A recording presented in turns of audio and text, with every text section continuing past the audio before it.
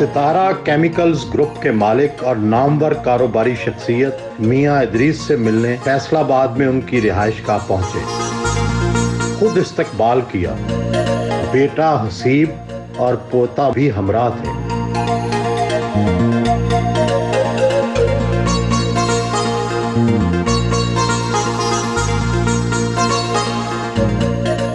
साठ साल पहले फैसलाबाद ही में पैदा हुए वालिद हाजी बशीर अहमद अमृतसर से हिजरत करके आए, छोटी सी दुकान से कारोबार शुरू किया और सितारा ग्रुप बना दिया। आप ये बताएं, इस कामयाबी का राज क्या था? मैंने अपने वालिद साहब के साथ साइकिल पे सवारी की हुई है और दुकान पे काम शुरू किया। मुलाजमत वो करते थे। शुरू में दुकान पर मुलाजमत करते थे? दुकान पे मुलाजमत करते थे। मैंने प्रैक्टिकली अपने बचपन में देखा वो ये था कि 16 घंटे मेहनत और फिर ईमानदारी। आपके वालिद हाजी बशीर अहमद इतने पढ़े लिखे नहीं थे, फिर इतना बड़ा सितारा ग्रुप कैसे बना लिया? वो 3 से 4 जमातें बड़े थे। मेरे ताया जान और उन्होंने मिलकर, 2 लोगों ने, जैसे एक बैलगाड़ी को 2 बेलें जो है मिलकर मेहनत करके दलदल से निकालती हैं या रास्ता में सफ़र करती हैं, मैंने इन दोनों भाइयों को इसी तरह काम करते देखा। लेकिन ये इतना कम पढ़ाई के बावजूद इतनी तरक्की कैसे? लेकिन जिस दौर में उन्होंने काम शुरू किया उस दौर में विजन, मेहनत, दयानतदारी और दूसरी जो सबसे बड़ी बात है इत्तेफाक, और तीसरी बात जो है वो है अपने वालिदैन की खिदमत। आपकी ये सितारा ग्रुप एम्पायर या मुमलिकत या हुकूमत कितनी बड़ी है? अगर पाकिस्तान की बाकी सनतों से मुकाबला किया जाए तो सितारा ग्रुप अपने हुजम के एतबार से कहाँ खड़ा है? अल्हम्दुलिल्लाह, ये हम स्मॉलेस्ट प्लांट था केमिकल का, सितारा केमिकल। आज वो लार्जेस्ट केमिकल प्लांट है क्लोरल-क्ली का, कास्टिक सोडा बनाने वाला, और साथ अलाइड प्रोडक्ट्स जो हम बनाते हैं। One of the top 100 tax payers. अल्हम्दुलिल्लाह हमारा अराउंड 2.5 बिलियन टैक्स एक्सचेकर में कंट्रीब्यूशन है सारा केमिकल्स की। मैं ग्रुप की बात नहीं कर रहा, मैं सिर्फ केमिकल की बात कर रहा हूँ। और इसके अलावा जो मेरे अंदर बाकी एंटिटी हैं उनका टैक्स अलग है। आपके वालिद और ताया की कायम की गई इंडस्ट्रीज़ को मिलाया जाए तो पूरा सितारा ग्रुप पाकिस्तान की इकॉनमी में कितना किरदार अदा कर रहा है? पिछले दिनों में एक बिजनेसेस ऑफ पाकिस्तान की बुक मैंने देखी थी, उसमें जो 27वां नंबर था सितारा ग्रुप का। अगर ओवरऑल पूरा ग्रुप की जो एसेट्स हैं या कंपनी का लेवल ऑफ पाकिस्तान देखा जाए तो 27th था उसका नंबर। आपने ताजरों की सियासत भी की, federation of chambers and commerce and industry के सदर भी रहे। इस तजर्बे से क्या सीखा? बहुत कुछ सीखने को पता चलता है। पाकिस्तान की पूरी इकॉनमी अंडरस्टैंड करने का मौका मिलता है। फिर इंटरनेशनल लेवल पे हमने किस तरह से मुल्क की जो बिज़नेस कम्युनिटी है उसको रिप्रेजेंट करना है। फिर बिज़नेस कम्युनिटी के नुमाइंदे की हैसियत से गवर्नमेंट के साथ कैसे इंटरेक्ट करना है। तो इस चीज़ को अगर आप मद्देनज़र रखते हुए, और इसके लिए फिर आपको अपनी ज़ात से निकलना पड़ता है वराज साहब। जब तक इंसान अपनी ज़ात, अपने मफादात से ना निकले तो आप कम्युनिटी के मफादात का तहफ़्फ़ुज़ और नुमाइंदगी नहीं कर सकते। आप पाकिस्तान के उन चंद सनतकारों में भी शामिल हैं जो अपनी समाजी जिम्मेदारी भी निभाते हैं। इसी वजह से लायंस क्लब के इंटरनेशनल डायरेक्टर भी हैं। क्या क्या ऐसा किया जिसका जिक्र करना पसंद करेंगे? अल्हम्दुलिल्लाह हमारे वालिदैन ने, हमारे जो ग्रुप के जो लीडर रहे, हमारे ताया और हमारे वालिद साहब, वो अपनी ज़िंदगी में 500 बेड का अज़ीज़ फ़ातिमा ट्रस्ट हॉस्पिटल बना गए कि वो हॉस्पिटल जो है क्या रोल अदा कर रहा है हमारी इस कम्युनिटी जो फैसलाबाद की है उसको सर्व करने में। मैंने अपने फैक्ट्री के इर्द गिर्द गाँव सारे जो है उसको कोशिश की है कि मैं सॉफ्टनिंग प्लांट लगा के दूँ। फिर हमारी अल्हम्दुलिल्लाह पूरे इलाके में एक लिस्टें बनी हुई हैं जो सर्दियों गर्मियों में कपड़े, वीट हम तकसीम करते हैं। तो इस तरह से as a Lions Club International मेरा सफ़र जो है वो जो 87 में शुरू हुआ मैं पाकिस्तान के वो तमाम जो ऑफिस होते हैं वो मैं उसको हैंडल करता करता करता अल्लाह ताला ने आज इस साल जुलाई में मुझे इंटरनेशनल डायरेक्टर बना दिया है, जो कि मैं असामी एरिया को रिप्रेजेंट कर रहा हूँ। और असामी एरिया में भाई साहब 62 कंट्रीज़ हैं, तो मैं 62 कंट्रीज़ का एक representative director in the international board हूँ, जो कि दुनिया की सबसे बड़ी लायंस ऑर्गेनाइजेशन है।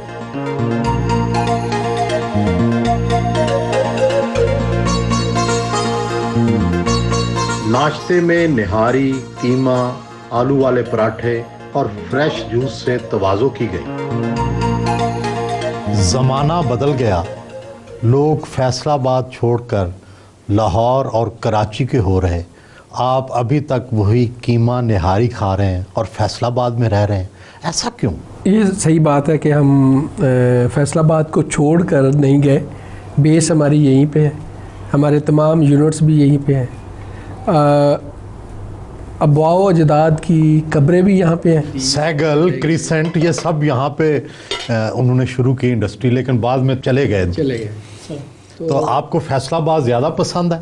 हमारी ग्रोथ जो है वो फैसलाबाद से हुई, और फैसलाबाद की मट्टी पर जो है वो हमारा कर्ज भी है और फ़र्ज़ भी है, तो इसी को पूरा कर रहे हैं। और हमारी जो यंग जनरेशन है वो भी यहीं पे ही है, यहीं पे रह रही है, साथ ही रह रही है। फैमिली सियासत हो या फैमिली बिजनेस, इतराज़ किया जाता है कि बाज़ औक़ात मेरिट के बग़ैर विरसा मुंतकिल होने से बिज़नेस एक्सपेंड नहीं होते। क्या आप अपनी फैमिली के बच्चों की बिज़नेस के लिए ट्रेनिंग करते हैं? हमारे जो ताया जान और वालिद साहब थे वो इकट्ठे बिज़नेस थी, फैमिली बिज़नेस थी, ग्रो किया। उस ग्रो करने के बाद एक स्टेज आई कि उन्होंने ख़ुद हमारी जो सिस्टर्स थी उनका जो हिस्सा था अपने हाथ से दिया जाने से पहले। उसके बाद फिर हमारे अंदर जो कज़न्स थे उनके अंदर जो अंडरस्टैंडिंग थी कि ये आपके हिस्से हैं।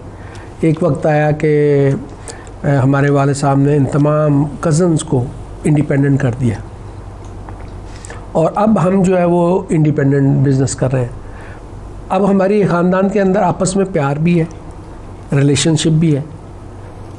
थोड़ा अरसा के लिए हमारी एक कोल्डनेस आई, लेकिन जब हम सेपरेट हो गए, इंडिपेंडेंट हो गए, तो अब सारे ग्रुप ग्रो कर रहे हैं। आपके वालिद हाजी बशीर अहमद ने इस ग्रुप की बुनियाद रखी, उन्होंने आपकी ट्रेनिंग कैसे की और फिर आपने अपने बेटे हसीब साहब की ट्रेनिंग कैसे की? जब मैं स्कूल में था तो मुझे वो अपने पास बुला लिया करते थे फैक्ट्री में। ये बातें मैंने देखी। 8वीं जमात से ट्रेनिंग देनी शुरू? मैंने बचपन से स्कूल से जो है ना, तो वो मेरी जो एक मैनेजमेंट ट्रेनिंग और बिज़नेस की प्रैक्टिकल ट्रेनिंग, लोगों के साथ डीलिंग की, वो सारी मेरी जो है मेरे वालिद साहब ने इस तरह से शुरू की। और हसीब की ट्रेनिंग जो है वो मेरा ख्याल है कि हसीब जवाब दे तो ज़्यादा बेहतर है। अब हसीब साहब ये बताएं, आपकी ट्रेनिंग का आगाज़ कितनी उम्र से हुआ? कि मेरी प्रैक्टिकल ट्रेनिंग जब मैं 2009 जुलाई में बिज़नेस में आया तो वालिद साहब ने भी की, लेकिन मैं directly under the control of अपना दादा अबू के भी रहा, क्योंकि उस वक्त माशाल्लाह उनकी सेहत ठीक थी। और उन्होंने फिर मेरी प्रैक्टिकल ट्रेनिंग और गवर्नमेंट के ऐसे इदारों में जैसे सुई गैस है, FBR है, मिनिस्ट्रीज़ हैं, उनमें जब भी साथ जाते थे, साथ लेके जाते थे कि भाई ये मीटिंग है, ऐसे करनी है, ऐसे करनी है, ऐसे करनी है, तो वो अक्सर ये बात पूछते होते थे कि यार आपने किसी का पैसा तो नहीं देने वाला, यानी आप कोई क्रेडिटर तो नहीं है जिसका आपने पैसे देना है। या वो फिर दूसरा सवाल अक्सर पूछते थे कि यार बैंकों को पैसे टाइम पे जा रहे हैं। और तीसरा वो अक्सर जुमला होता था जो वो बार बार हर 15-20 दिन बाद कहते होते थे कि पुत्र कसर खा लेनी, कसर लानी नहीं, यानी नुकसान बर्दाश्त कर लेना लेकिन नुकसान जो है ट्रांसफ़र नहीं करना।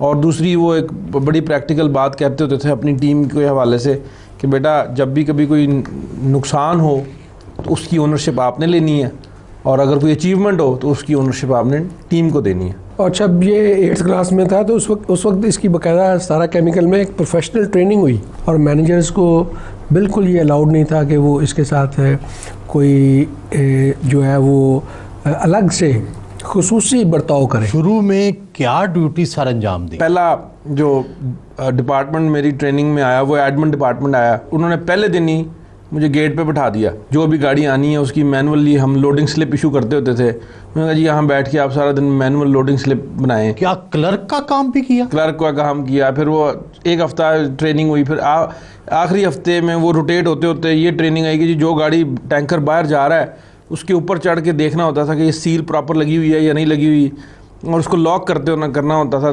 सिक्योरिटी गार्ड के साथ चढ़ के। तो हर गाड़ी के ऊपर चढ़ना, उसने साथ चढ़ाना, गर्मी होती थी बड़ी शदीद। आप गिला तो करते होंगे कि नाजो नाम में पले बेटे को इतनी मुश्किल में क्यों डाल रहे हैं? वालदा और दादी जो हैं वो ख़ास तौर पे पूछती होती थी कि आज तुम गए हो, गर्मी थी ज़्यादा, और वो इस चीज़ का ज़रा थोड़ा फिर ख्याल रखती थी कि पानी शानी सही तरह पी रहे हो या नहीं पी रहे। आपके वालिद साहब ने इंग्लैंड से बिज़नेस की ट्रेनिंग ली, आप लम्ज़ में पढ़े। ये तालीम जो है किस हद तक बिज़नेस में कारआमद होती है? आज के दौर में अगर आप कोई तालीम मयार के मुताबिक नहीं है तो आप इंटरनेशनल कम्युनिटी में मूव नहीं कर सकते, आप घूम फिर नहीं सकते, आप कम्युनिकेट नहीं कर सकते। आपने इंटरनेशनल फोरम्स पे अपने आप को रिप्रेजेंट करना होता है, अपनी कंपनी को रिप्रेजेंट करना होता है, आप वो नहीं कर सकते, आपको एक्सपोजर नहीं होता। माहर साहब आप कैसे हैं? आपके दादा अबू के बारे में आपके क्या ख्यालात हैं? कितने अच्छे हैं और आपको क्या शिकायत है इनसे? नहीं, कुछ भी नहीं। जब भी वो घर आते हैं तो जब वो उनको भूख लगी होती है मैं कहता हूँ दादा अली खाना बना दो, दादा भूख ली। अच्छा, क्या खाते हैं शौक से दादा अबू? रोटी सालन। और आपको क्या पसंद है? मुझे चिकन। ये अच्छे हैं अबू? हाँ जी। क्या इनकी खूबी है, क्या अच्छी चीज़ लगती है आपको इनकी? मुझे इनका बैग अच्छा लगता है। बैग? बैग? उस बैग में क्या है? पैसे होते हैं? क्या होता है? कपड़े। कपड़े? अच्छा। और कोई चीज़ नहीं इनकी अच्छी लगती? प्यार नहीं अच्छा लगता इनका? अच्छा लगता है। मैं शौक से ना चॉकलेट बादाम खाता।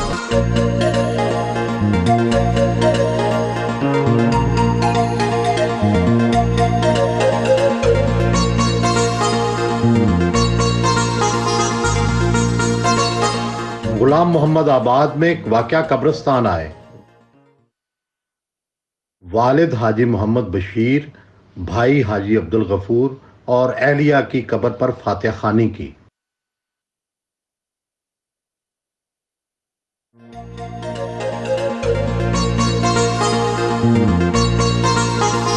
सितारा टावर पहुंचे।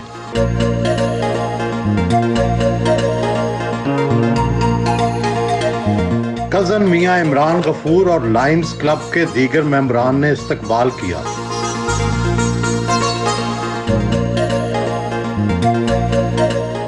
लायंस क्लब की रस्म के मुताबिक मीटिंग का आगाज बेल बजाकर किया।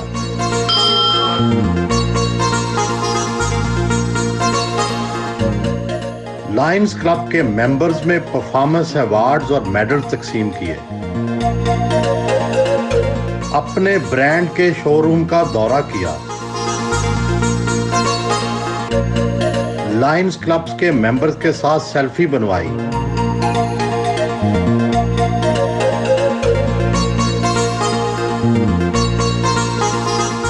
सितारा ग्रुप के अजीज फातिमा ट्रस्ट अस्पताल पहुंचे। कॉलेज के principal doctor major general retired Hamid Shafiq ने इस्तकबाल किया। चिल्ड्रन वार्ड में मरीज बच्चों में तहाइफ तकसीम किए। मेडिकल वार्ड आए। सनतकार तो हर बिजनेस में मुनाफा कमाता है, क्या आपने ये अस्पताल भी मुनाफा कमाने के लिए बनाया? इतना मुनाफा कि जो आदमी इसका तसव्वुर भी नहीं कर सकता। और इस हॉस्पिटल को हमने अपने कारोबार, अपनी ग्रोथ, सितारा ग्रुप की जो पूरी एम्पायर जो है उसके अंदर अल्हम्दुलिल्लाह इसका रोल देखा है। क्योंकि अगर आप ईमानदारी के साथ, उस ईमानदारी के साथ जो अल्लाह ने आप पे फ़र्ज़ किया ज़कात देते हैं, और फिर आप अपने कारोबार का कुछ हिस्सा जो हमने अपने बड़ों से सीखा कि ये फ़िक्स है, आज भी हमारा हर यूनिट एक अपनी टोटल सेल का परसेंटेज जो है वो CSR पर हस्पताल को देता है और इस अस्पताल के अलावा बाकी जगहों पे देता है। सालाना कितना खर्च आता है? अस्पताल बनाने पे कितना खर्चा आया? अस्पताल जो हमने 75 से शुरू किया, 79 अगस्त में जनरल ज़ियाउल हक ने इसको एक इफ्तिताह किया। उस ज़माने में गालबन 20-25 करोड़ रुपया खर्च हुआ होगा। उस वक्त ये 80 बेड का हॉस्पिटल था, अब माशाल्लाह 500 बेड का हॉस्पिटल है। इसके साथ Aziz Fatima medical and dental college मुंसलिक है। अब कितना सालाना खर्च होता है? अब इस पर सालाना जो है वो तकरीबन 40 से 45 लाख करोड़ रुपया जो है या इस पर खर्च हो रहा है। तो क्या कहीं से डोनेशंस लेते हैं? हम किसी से जो डोनेशन ना मांगते हैं ना कहते हैं। अगर कोई अपनी मर्जी से देना चाहे तो हम उसको इनकार नहीं करते। मैं सर इसमें एक चीज़ ऐड करना चाहूँगा कि मैं सारा कुछ छोड़ के मैं पिंडी में वैसे हूँ और इससे पहले मैं वाइस चांसलर था। मैं जब मियाँ साहब से मिला और इनकी ये गुफ्तगू सुनी तो मैंने कहा यार मैं इस हॉस्पिटल में काम करूँगा। मैंने कहा यार इस तरह का तो मैंने बंदा नहीं देखा। एंड मैंने ये काम यार तो आई रियलाइज़ कि यार ये इससे भी ज़्यादा कर दें। ये शायद वाहिद मेडिकल कॉलेज है जो एग्जैक्ट जो फीस है जो गवर्नमेंट ने बताई है उससे भी थोड़ा कम लेती है। लेकिन एक प्राइवेट अस्पताल को जज करने का, ये अंदाज़ा लगाने का कि ये बड़ा अच्छा चल रहा है, उसको कैसे अंदाज़ा लगाएं हम? इसमें एक्चुअली दो इम्पॉर्टेंट पॉइंट, दो यार्ड स्टिक्स हैं। एक तो ये कि आपका CCU हाइट वो कैसे है, आपके पास वेंटिलेटर्स हैं, मेरा नहीं ख्याल के इतने वेंटिलेटर किसी और के पास होंगे। और सेकंड ये है कि आपकी इमरजेंसी डिपार्टमेंट कैसी है। यहाँ पे 20-30 रुपए पे आप इमरजेंसी डील करते हैं, that too 24 hours a day. तो दैट इज़ एक्सेप्शनल। मतलब वो ये कमाई के नज़रिए से नहीं चलता, ये बाकी ट्रस्ट है। तो ये चीज़ मुझे खींच लाई वहाँ से। आमतौर पे तो रिटायर्ड जनरल जो हैं उनकी प्रैक्टिस पिंडी में ज़्यादा चलती है, ये लाहौर में सब कुछ छोड़ छाड़ के आप काम में यार। और ये वही वाली बात है कि ये प्रैक्टिस से कहीं ज़्यादा आप कमा रहे हैं।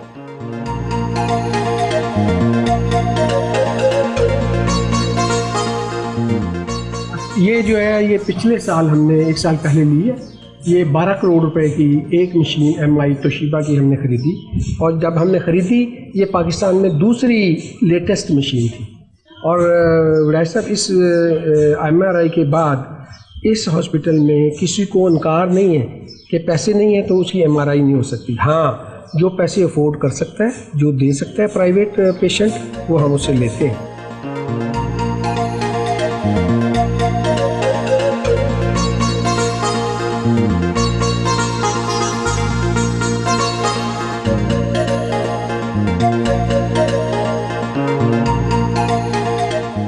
फैसलाबाद चैम्बर ऑफ कॉमर्स पहुंचे। Member board of directors Rizwan Ashraf ने इस्तकबाल किया।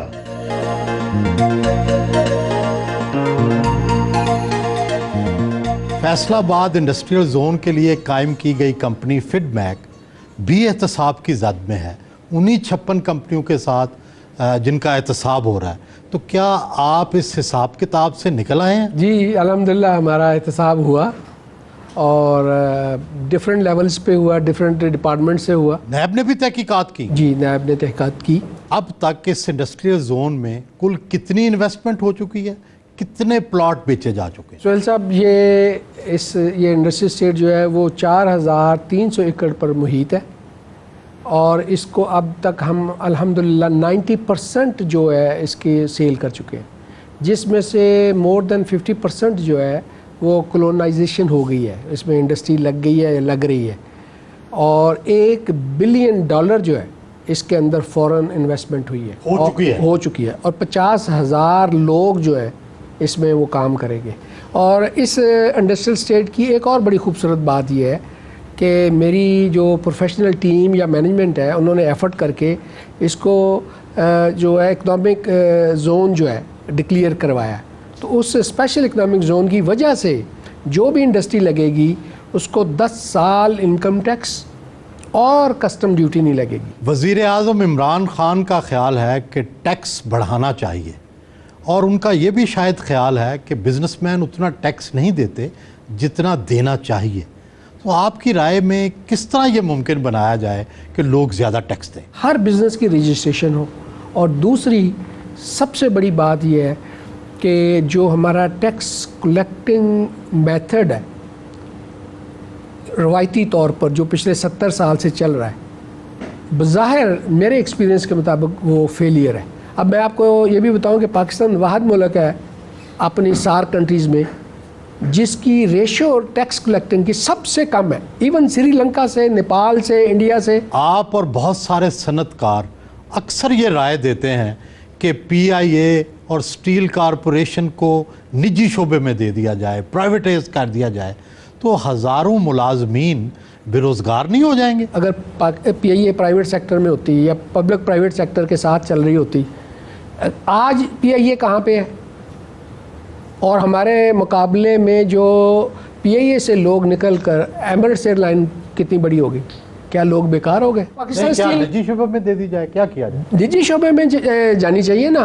तो आप पाकिस्तान स्टील कहाँ पे थी आज तक, हम स्टील इंडस्ट्री में कहाँ पे है? आपके ख्याल में पाकिस्तान में बड़े मुआशी फैसले क्यों नहीं हो सके? जो लोग सियासी दुकान करते हैं वो फैसले नहीं होने देते। मैंने एक मशवरा दिया था 2015 में कि जिस तरह से हमने दहशतगर्दी के लिए, लॉ एंड ऑर्डर के लिए एक कंसेंसस डेवलप किया, इसी तरह पाकिस्तान की इकॉनमी के लिए एक कंसेंसस रोड मैप बना लें और उस रोड मैप में तमाम पाकिस्तान की पॉलिटिकल पार्टीज़ और स्टेक होल्डर्स और वो तमाम पिलर्स ऑफ पाकिस्तान उनको भी इन्वॉल्व कर लें और उसके बाद फिर देखें कि ये मुल्क तरक्की कैसे करे। मीटिंग में अहम फैसले किए गए।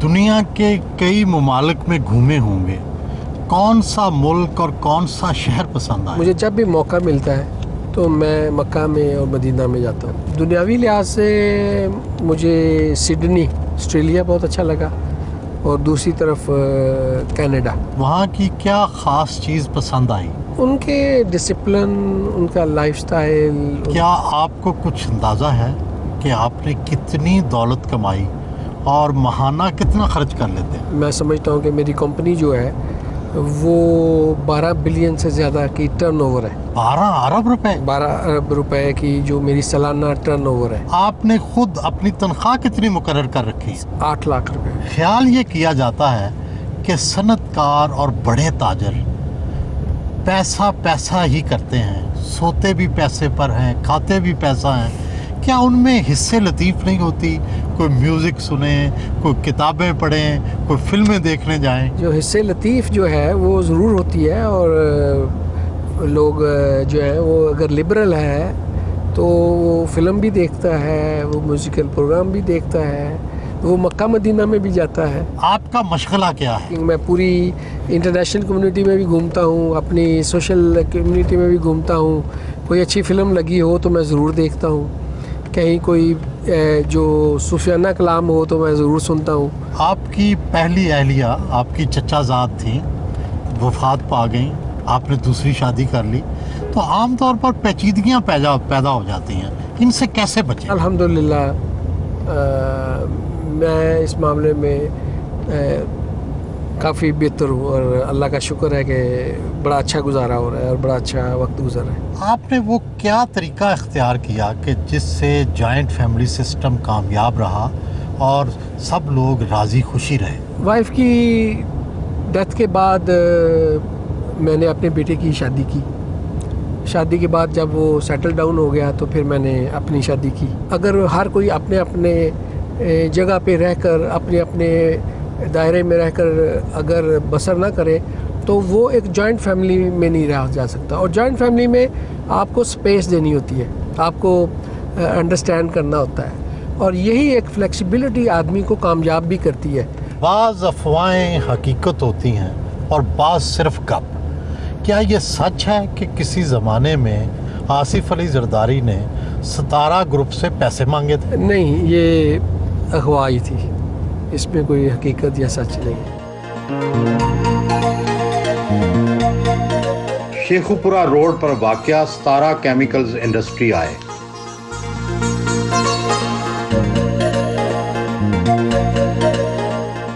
कौन कौन से परिंदे हैं जी आप? पीकॉक्स हैं,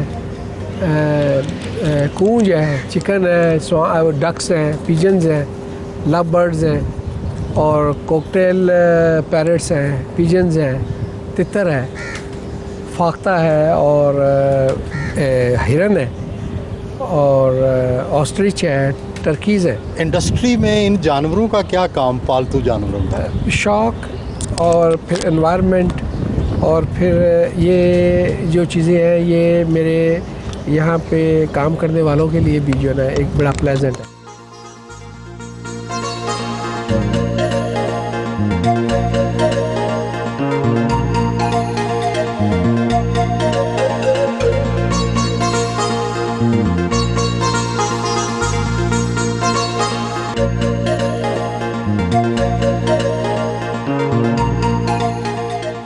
कास्टिक सोडा बनाने वाले प्लांट का दौरा किया। 2002 में कास्टिक सोडा बनाने वाला ये प्लांट 70 करोड़ की मालियत से खरीदा गया था। प्लांट में नस्ब डिजिटल कंट्रोल सिस्टम से हवा में क्लोरीन का इखराज न होने के बराबर है।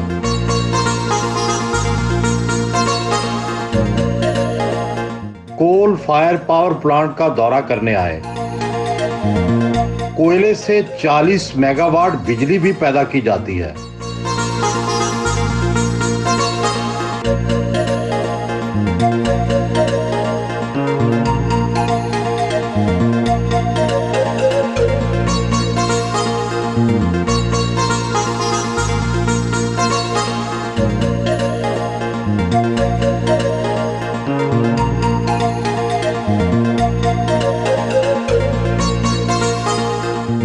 अपने ऑफिस आए। सतारा केमिकल ग्रुप के कुल कितने यूनिट हैं और कितने मुलाजिम काम करते हैं? सतारा केमिकल ग्रुप के जो एम्प्लाई हैं वो ओवर 10,000 है और इस तरह से जो हमारी फैमिली के अंदर जो यूनिट्स हैं उसमें टेक्सटाइल है, स्पिनिंग, उसके बाद सतारा टेक्सटाइल प्रिंटिंग प्रोसेसिंग है जिसको मेरा छोटा भाई देख रहा है। इसके अलावा जो फैमिली के अंदर जो यूनिट्स हैं, सतारा फैब्रिक्स है, सतारा एनर्जी है, मेरे एक कज़न जो है वो सतारा पेरोक्साइड जो है वो देखते हैं। ये सवाल बहुत ज़ेरे बहस आता है, क्या सूद के बगैर कारोबार मुमकिन है? ये एक ज़माना था कि ये नामुमकिन था, लेकिन आज मैं आपको ये कह सकता हूँ कि मेरी सतारा केमिकल के अंदर 1 रुपया भी कन्वेंशनल लोन नहीं है। अगर कोई मेरे पास लोन है तो वो टोटल इस्लामिक लोन है और शरिया कंप्लायंस है। इसमें भी मुनाफा और खसारा दोनों है? हाँ जी, मुनाफा और खसारा जिस जगह होगा वो इस्लामिक हो जाएगा। लोग तो कहते हैं इसमें भी हमेशा मुनाफा ही होता है, क्या आपको कभी खसारा हुआ है? शरिया कंप्लायंस ही तब है कि अगर आपको उसमें खसारा भी हो और उसमें प्रॉफिट भी हो। ये अंगूठी सर कोई ख़ास है, बहुत महंगी लगती है। नहीं, ये एक तो रेसप चांदी की है और दूसरा इस पे मोहर नबूवत है और एक दोस्त ने बड़ी प्यार और मोहब्बत से मुझे ये दी कि मोहर नबूवत है तो आप इसको हाथ पे पहना करें।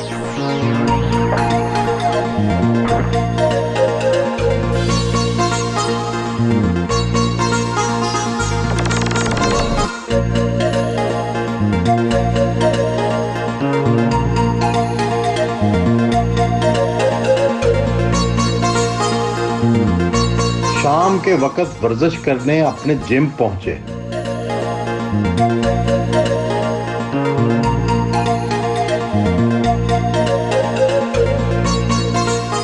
जिम में तो सब जवान नज़र आ रहे हैं, आप 60 साल के हैं, क्या आप भी जवानी को महसूस करते हैं? जी बिल्कुल, ये अगर आप रेगुलर जिम करते रहे और कुछ वक्त आप अपनी सेहत को भी देते रहे तो आदमी जो है वो बड़ी हद तक जवानी महसूस भी करता है और जवान रहता भी है। आपको यहाँ पर फैसलाबाद में जिम बनाने का ख्याल क्यों आया? ये मेरा पैशन था शुरू से, क्योंकि दिल करता था किसी ऐसी साफ़ सुथरी जगह पे जाके जिम करें जो हमने बाहर के ममालिक में देखी हुई थी और वो अपॉर्चुनिटी यहाँ पे है नहीं थी, कोई बना नहीं रहा था। तो सोचा अगर अल्लाह ने ये रिसोर्सेज दिए हैं, पैशन दिया है, तो क्यों ना ये भी एक सदका जारिया है कि अगर आप अच्छी साफ़ सुथरी अच्छी कंस्ट्रक्टिव हेल्दी कोई प्रोजेक्ट करें। मैं समझता हूँ कि पाकिस्तान में जब ये 2010 में शुरू हुआ था तो प्रॉबली ये सबसे बेस्ट जिम था इन पाकिस्तान।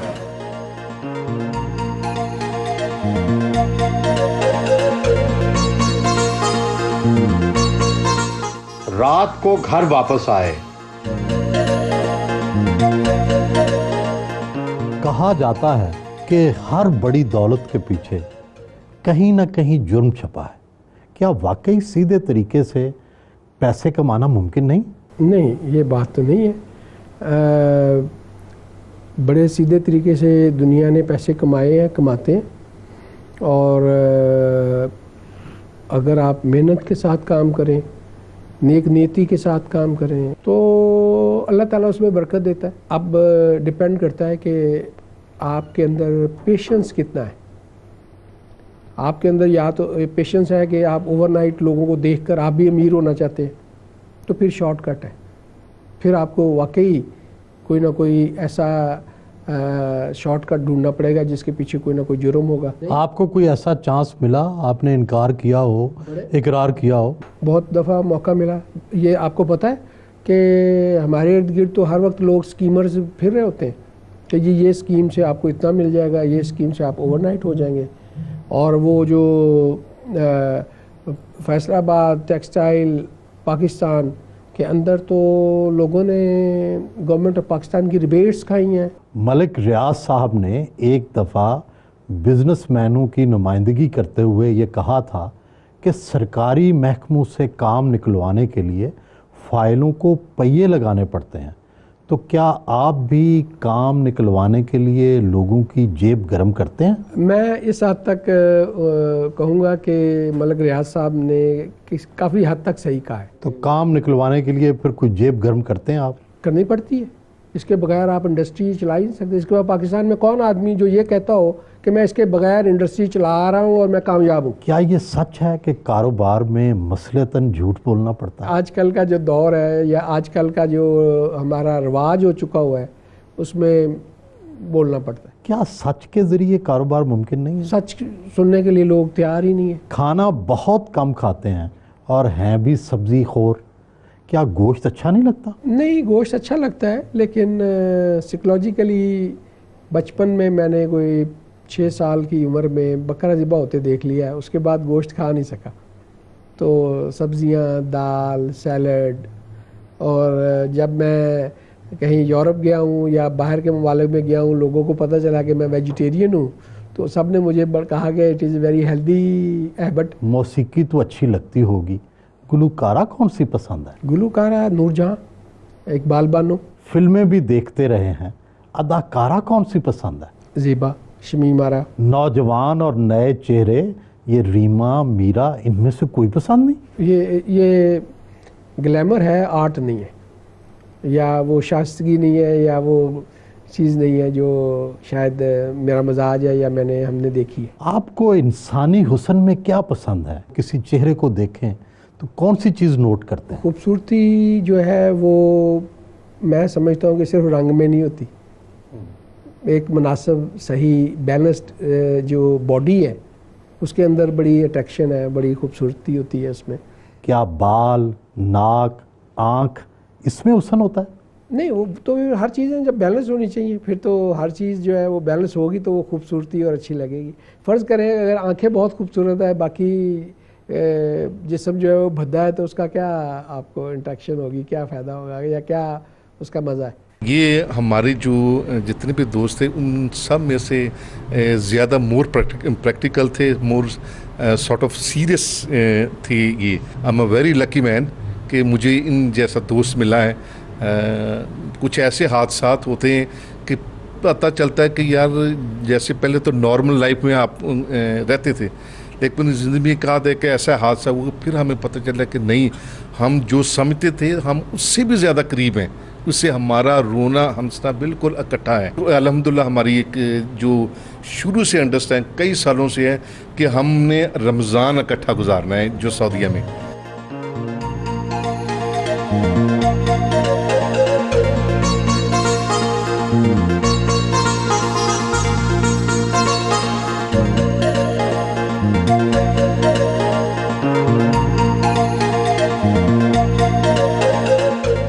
दोस्त अहबाब और ख़ानदान के लिए बारबेक्यू और कवाली का एहतमाम किया गया।